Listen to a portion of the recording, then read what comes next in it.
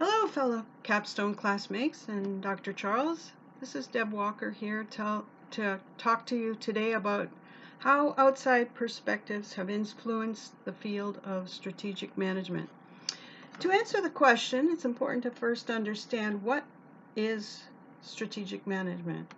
According to John Parnell, the author of our textbook Strategic Management, it's a continuous process that involves top management's analysis of the organization's external environment and its internal strengths and weaknesses in order to come up with a suitable strategy that will enable it to achieve and maintain a competitive advantage.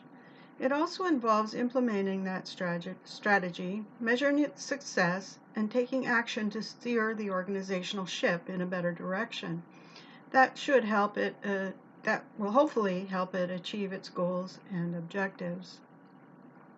Next, once we understand what strategic management is, we have to identify and describe the various outside perspectives that influence the field in order to answer the question. Since it's important for today's top management to evaluate its external and macro and micro environments, as well as its functional areas like marketing, operations, etc., it requires a broad understanding of various fields, such as economics and other social sciences. So managers are expected to understand how each of these influence the company's success. That's why it's helpful to examine tried and true perspectives that can help them identify where they're at or what their position is so that they can more readily uncover the answers to their strategic dilemmas and hopefully apply them to their own situations. Now, according to Kenton, 2021, strategic management can be prescriptive or descriptive. A prescriptive approach highlights how strategies can be developed, whereas a descriptive approach will show how to implement a strategy. Now, the field of strategic management is a management discipline that is guided by various philosophies that can provide a framework for management to utilize when formulating their strategies. So let's take a look at some of the most prominent perspectives. The first is the industrial organization theory, or the IO framework. Now, this is a microeconomic perspective that promotes the ideas that firms should adapt to the influences of their industry in order for them to be profitable.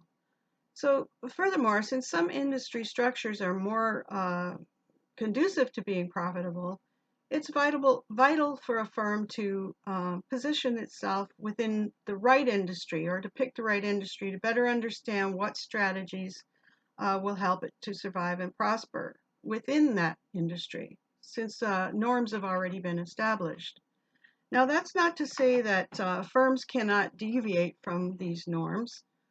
They can set new standards for others to learn from and follow if they are successful. The next one is the resource-based theory, which equates a firm's performance with its ability to manage and its resources, since its distinctive competencies and resources reflect its overall capabilities to achieve a competitive advantage. The next one is contingency theory. Now, this theory espouses the notion that for firms to be profitable, they must develop a strategy that is consistent with their mission, their resources, and with their competitive environments. Now, in addition to these theoretical perspectives, top management can approach formulating strategy either scientifically or artistically. The scientific approach is a more systematic and analytical approach that is measurable, so therefore it is preferred in business for evaluating the external environment and to determine its influence on strategy. However, that's not to say that the artistic perspective has no value or relevance.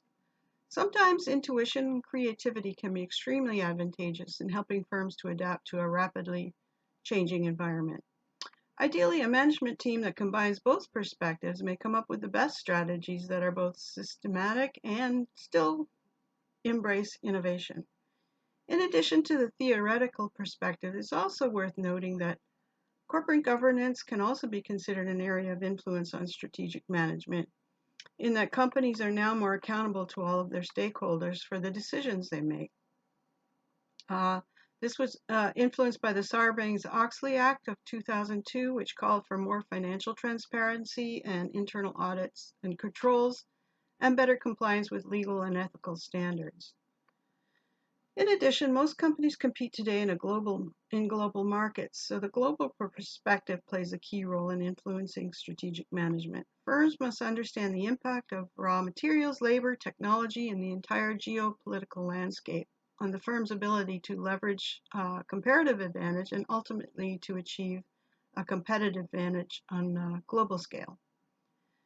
In the final analysis, since strategic management is influenced by many factors, both internal and external, it's imperative that top management acquire and apply broad knowledge from various disciplines, approaches, and philosophical perspectives to make more informed strategic decisions that will ultimately lead to the long-term success of their firms.